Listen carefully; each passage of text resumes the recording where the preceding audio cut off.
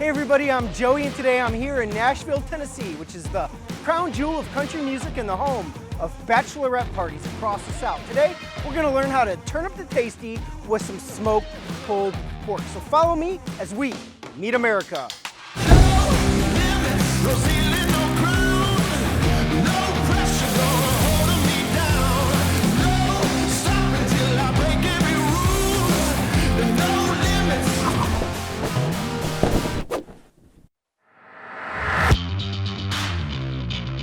Today, we're in Nashville to meet Shane Nasby, who's gonna show us how to make smoked pulled pork and turn it into a truly epic sandwich. Not only that, he's gonna show us his take on a barbecue egg roll that is absolutely tremendous. Shane is a Grand Champion Pitmaster who brings together flavor profiles from across the South under one roof. Now it's time to turn up the heat and cook some meat here at the Honeyfire Barbecue.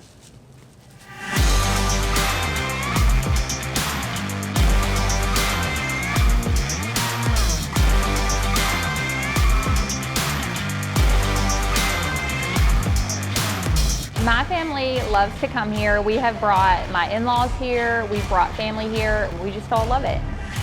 I've probably been to Honeyfire at least like 100 times, just the vibe.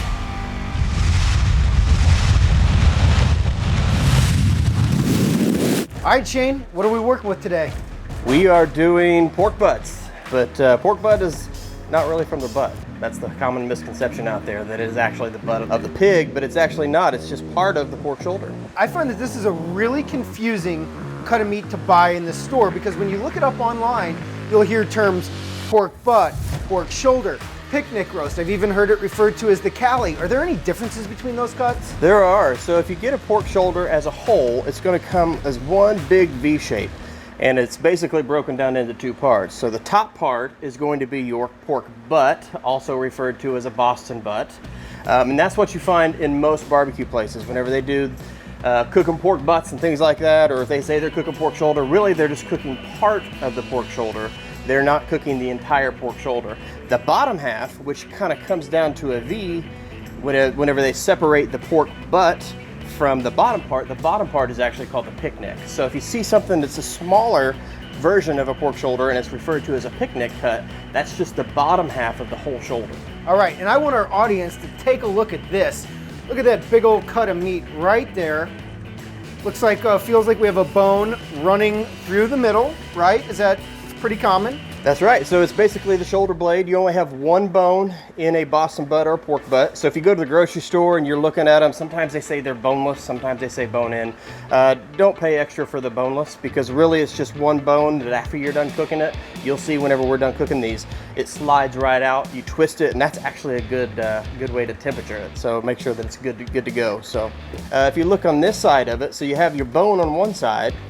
You have on this side, what this is called a money muscle. So when you're picking a pork butt out for a competition barbecue, a lot of guys, most guys will be looking, or girls, whoever's doing the competition, they'll be looking for the money muscle. So whenever you're going through the grocery store, wherever you decide to get your pork butts, you're gonna look at this side right here, and you'll find it's at the opposite side of where the bone is. Got it. So you got the bone on one side, and the money muscle is on the opposite side. So the money muscle is a really beautiful tender cut of meat. It's almost the equivalent of like a pork tenderloin, but it is attached to the shoulder. So what you want to do, most barbecue contests, you're only allowed to cook pork shoulder.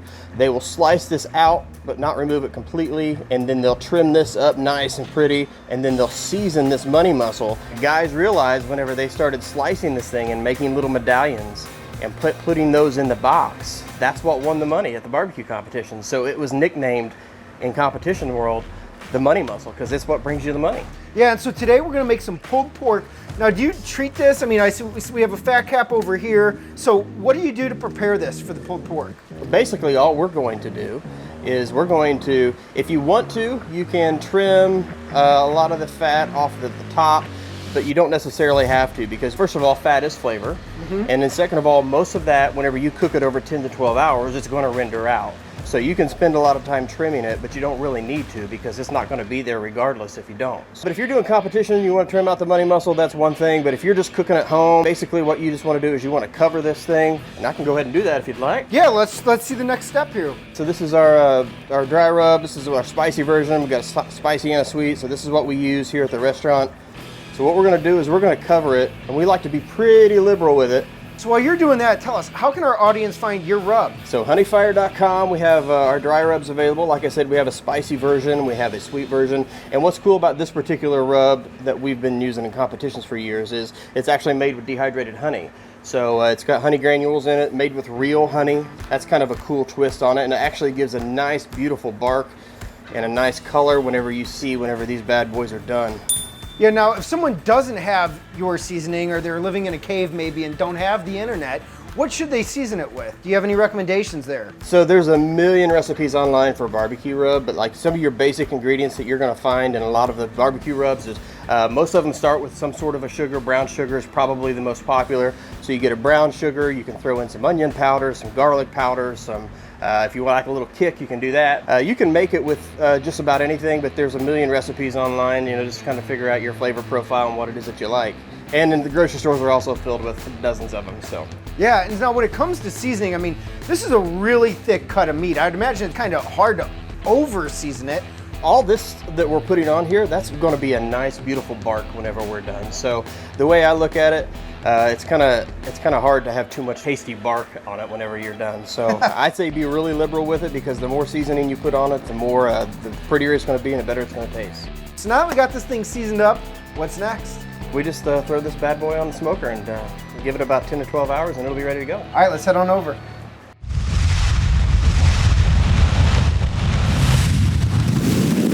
Join us for the Meat America podcast presented by Code 3 Spices as we meet experts and discuss incredible stories, business and life advice, meat, of course, and much, much more. Like a bunch of friends gathered around the grill, the meat brings us together, but the conversation will head in exciting directions.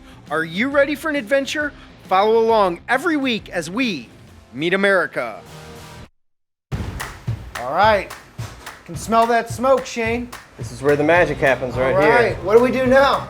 Well, this is the easy part. All you gotta do is put it on. Now, there is some debate on how you put it on. Okay. So, what are some of the questions that you've heard? Online, you can't get away from the fat cap up, fat cap down argument.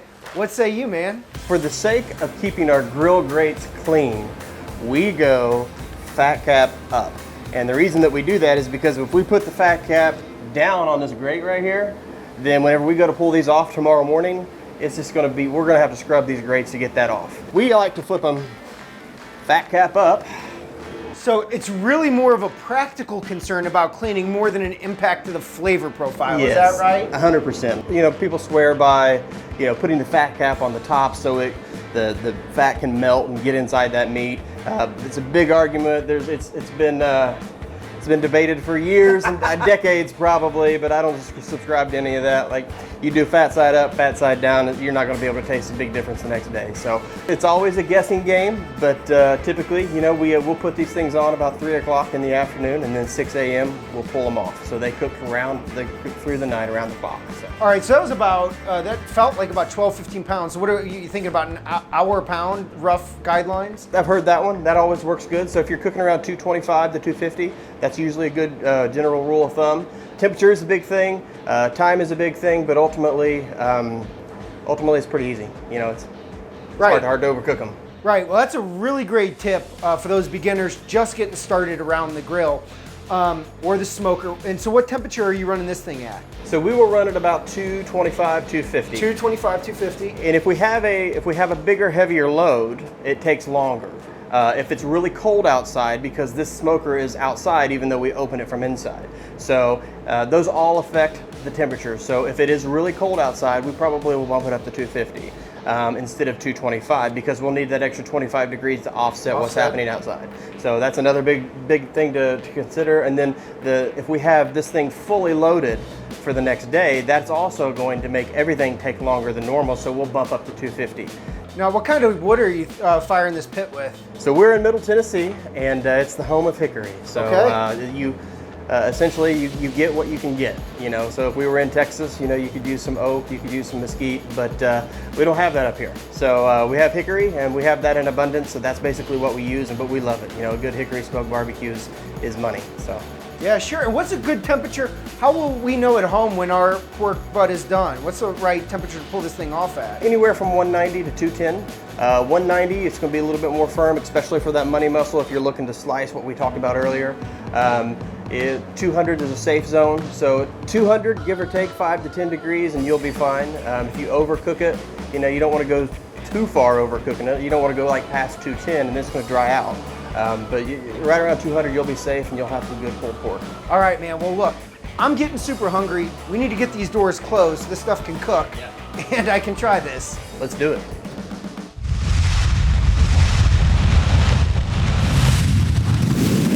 All right, Shane, man, this looks and smells absolutely phenomenal. One thing I noticed, it looks a little bit smaller than it did going into the smoker. Yeah, so that's one thing to definitely remember is your average pork butt, whenever you get it, is about 8 pounds, but it only yields about 4 pounds of cooked meat once it's done. So it will reduce by almost 50%. So. Okay, so back there I said it was 12 pounds. I guess I need to work out a little bit more. It's feeling a little heavier than I thought. They can get up to 12 pounds, but that's a big old hog. So. Okay. So one of our signature sandwiches here is the Southern Shine. So it is basically all things that Southerners love. Essentially what we do, and whenever we build these sandwiches, what we do is we, you know, just like you're seeing here with this pork shoulder. First of all, I'm going to say this, that we were talking about the bone earlier. Yeah. This bone, whenever it's done, it slides right out. Right out. So that is exactly what I was referring to, is don't waste your money on the boneless one. And because typically a good gauge too is whenever these things are perfectly cooked and ready to go, this thing will just twist and slide out and you don't have to tug at all. So, yeah. So whenever this thing comes out, she's good to go. And you can actually save these, boil them down, and give them to your dog or whatever too. It looks like you were trying to find a home for this little piece right here, so I got the perfect spot for it. Yeah, there you go. So our signature, one of our signature sandwiches, we have several, but one of the best selling sandwiches we have here is our Southern Shine. So just like you see this pork shoulder here, when the ticket prints here in the restaurant, whenever we're rocking and rolling, we pull the meat right off the shoulder, and we build our sandwiches from there. So we'll get some of this money muscle meat with this good bark on it. You see how this thing just falls. Oh, just falling right apart, man. So we're gonna build that. Now that honey rub makes an excellent bark, so we leave the bark on there. We don't pre-pull, we don't chop anything, we don't add anything, because that's between that honey rub and that sweet natural pork flavoring, it's just great. It has some great color to it. You can see the smoke, how it penetrated the exterior of the meat, created that nice pink color right there. There you go. So we're gonna hit this with about 1/3 of a pound of pulled pork there. And then what we're gonna do is, what we like to do is add a little bit more honey rub just for some flavor. And then we hit it with our signature Honeyfire barbecue sauce. This is a sweet sauce, but this also is made with honey. You sensing a theme here at Honeyfire? Yep. And then what we're gonna do is we're going to hit it with pimento cheese next. We're gonna hit that with some pimento. And then what we'll do is we're gonna hit that with some candied bacon that is also made with Honey. honey. Yeah, so we're gonna hit it with some candied bacon right there. And really, bacon makes everything better. It right? does. Right? It absolutely does. So there you go. Oh, we're missing something. But wait, there's more. I think this needs some fried green tomatoes. Oh, that's Southern for sure. So let's get some fried green tomatoes down there, and then we're gonna top it with our brioche bun from a local bakery that we source out here. And there you go, that bad boy. All right, man, take a look at that. Right at home. I mean, that's a monster sandwich. And I can't wait to dig in, but barbecue is about size. I understand you have some pretty unique sides, and you have a really unique appetizer on the menu. Tell us about it. So we have an appetizer that basically, you know, every now and then we'll have a leftover rack of ribs at night. And so we can serve fresh ribs every day. We decided we needed to do something with these ribs at the end of the night if we do have any extra. And since we don't want to serve them the next day, we decided to start pulling the meat off of those. And we created baby back egg rolls. Ooh. So, yeah. Show us how it's done, man. Let's do it.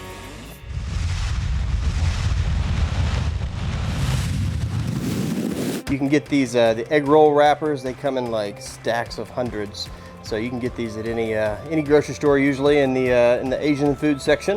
You just get you a little egg wash, just one egg, and you get you a brush here. And what you want to do is you want to do about an inch end, you just want to brush this on all the way around. Basically make a little frame on your wrapper there. And then what we're going to do is we're going to take some of this rib meat, put that in there, and then we're going to take some of our creamy coleslaw that we make in-house. And then what we like to do is we just like to hit it with a little bit of sauce, so that extra layer of flavor. And then here's the fun part, you get to roll it. So you just take this, wrap it around. You gotta be kind of gentle so you don't want to break them. You take this corner, you go at it from one corner to the other and tuck this first corner. And then you want to take these corners and tuck those as well. And then you just want to continue rolling it over. And that egg wash will allow it to stick. And voila, you have yourself an egg roll. So we roll a fatty. What's next? Well, we don't smoke this one. We throw it in the fryer. All right, let's do it, man. And so how long does this process take to get it deep fried? So you're going to fry this for about 3.5 minutes.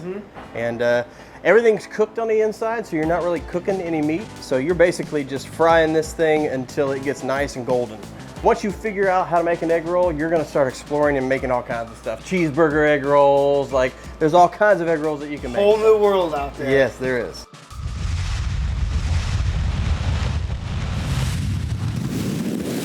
Wow, Shane, man, look at all this food. I can't wait to dig in. Your hospitality has just been off the charts. This all looks tremendous. I want to start with the egg roll. What are our dipping sauces we got right here? So what we do is we drizzle it with a hot honey.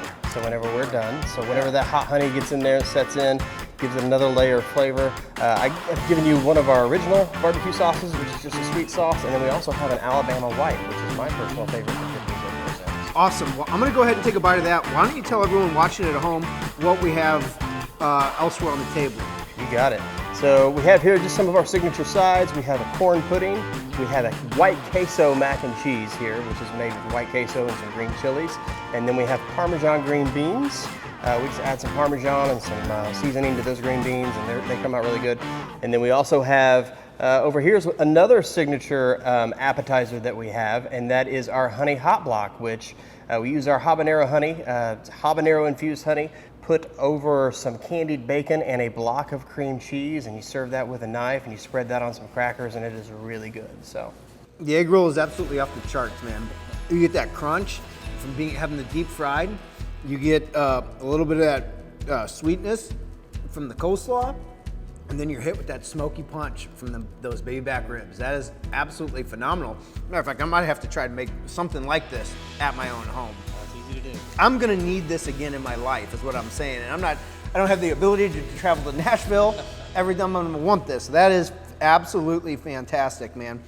Now, before I bite into this sandwich, I know you have a really unique background and your pathway to owning and operating Honeyfire Barbecue. Can you tell our audience a little bit about how you got started in this barbecue world? And I'm gonna try to get this in my mouth. You got it. You got it. So yeah, I was doing competition barbecue for several years, almost a decade. Started out judging for a couple years, and then decided to try test my luck in the competing field, and went out there and you know, we had it took us about a year or two, but we started to have some good results out there, and then we got our first Grand Champion in 2015, and so that was really hard to obtain if anybody's ever done competition barbecue. So we got a couple of them under our belt, and then just decided to roll into catering from that. Well, congratulations on all your success. You can taste all that hard work coming through on this sandwich. I mean, first of all, you get the softness of the brioche bun, but the brioche bun, I mean, it's a big sandwich here, and that bun does not fall apart. Then I'm hit with the crispiness of that fried green tomato, which you probably didn't know this. It's absolutely one of my favorite things on the entire planet. You're getting the sweetness and the texture from that pimento cheese. And the other thing that is just really hitting my palate as I bite into that is the texture from the bark and the sweetness from that candied bacon. Look, I'm gonna get back to eating this. It's been an absolute pleasure hanging out with you today. Appreciate you sharing all this awesome knowledge with our folks at home. Thank you so much, brother. Thank you for coming. Look, if you're ever in Nashville, you're gonna need a break from the partying eventually. And there's no better place that you can do that than right here at Honeyfire Barbecue. Come on in and taste the years of Shane's experience that he puts into this food.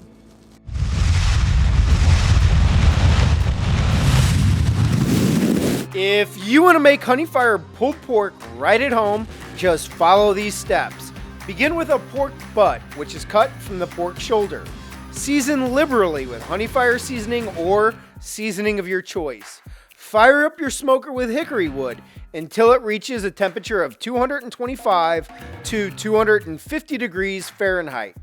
Place the seasoned pork butt on the smoker and smoke until it reaches an internal temperature of 195 to 205 degrees Fahrenheit. Remember, the bone should slide right out when the pork butt is fully cooked. Now, pull the meat apart to build a delicious Southern Shine Sammy. First, pile that pork high on a bun and lightly add more seasoning. Now, add barbecue sauce, pimento cheese, candied bacon, and a fried green tomato. Next, grab a handful of napkins and get ready to experience flavor on a whole new level. And today's pro tip to turn up the tasty, remember the pork shoulder is a thick cut, so be sure to season liberally to create bark during the smoking process. And remember, the more seasoning you use will result in a better looking pork butt that will also have more flavorful bark. I hope you had a blast and learned a lot from Shane today. Man, that pulled pork was absolutely tremendous and that sandwich just off the charts. Hey, where should we go next? Let me know in the comments below, and while you're there, you know the drill. Go ahead and hit that big thumbs up like button, or even better, subscribe to our channel so you'll never miss a beat as we travel the country to meet America.